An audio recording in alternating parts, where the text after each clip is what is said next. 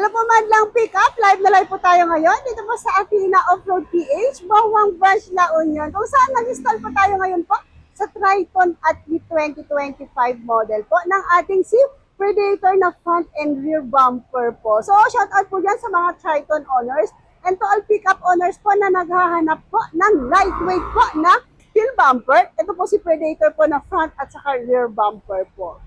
So, yan po. So, ano po yung specs po ni Predator po na steel bumper? So, yan. Bali po, ang body thickness niya po is 3.5 po. And sa may brackets naman po niya is 5 mm naman po siya. Yung sukat niya po yun. So, yan. So, ano po yung include po sa kanyang front bumper po? So, sa lahat po na mag-a-avail po nito, is yun po, naka-promo po kami ngayon. So, bali po, starting po siya na price po, habulin nyo na po habang naka-promo pa po kami. So, may pa-freebie po siya sa lahat po na mag-a-avail niya. Meron po siyang kasama po na skid plate, which is Triton po yung sasakyan ng ating client. Triton din po yung nakalagay po na name niya dyan. Yan. Meron din po siyang shackles. Kabilaan po niya is 12 mm naman po yan. Solid po yan ha. Solid po yung kanyang shackle. Yan. So, bali po, ito naman po yung aluminum steel po siya. Made of aluminum steel. Powder coated po. Yan, para makita niyo po, powder coated po siya.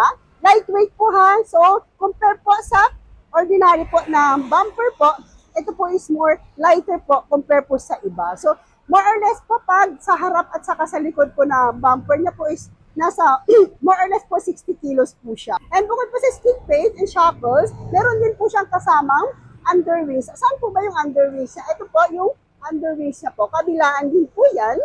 Yan, kasama din po yan sa set po ng front steel bumper po na Predator. Kabilaan po. Yan.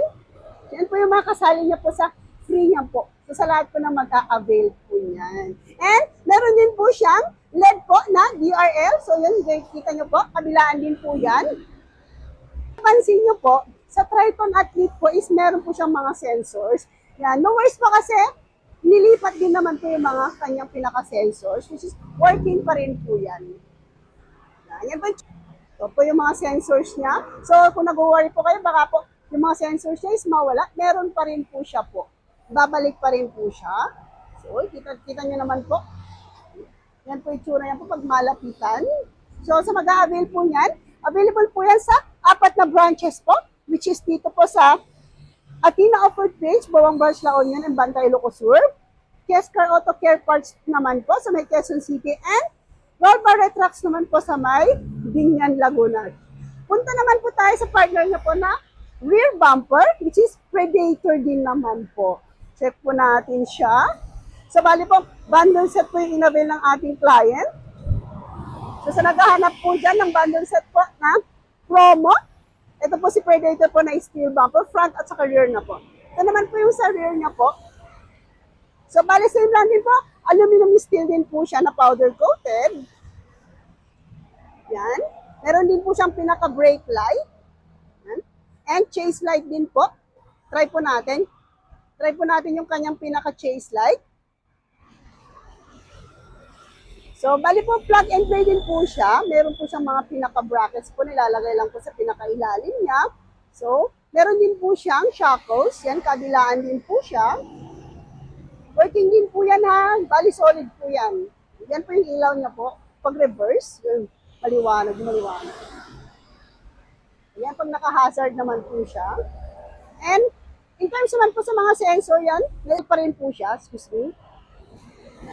And just in case naman po na gusto po nilang magpalagay po ng tow hitch po or tow bolts po yan, pwede pa rin po siya dyan.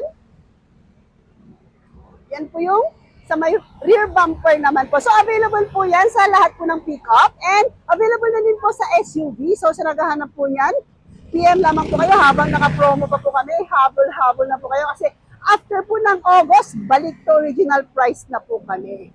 So, yan, closer look po tayo ulit. Yan, so lightweight po siya.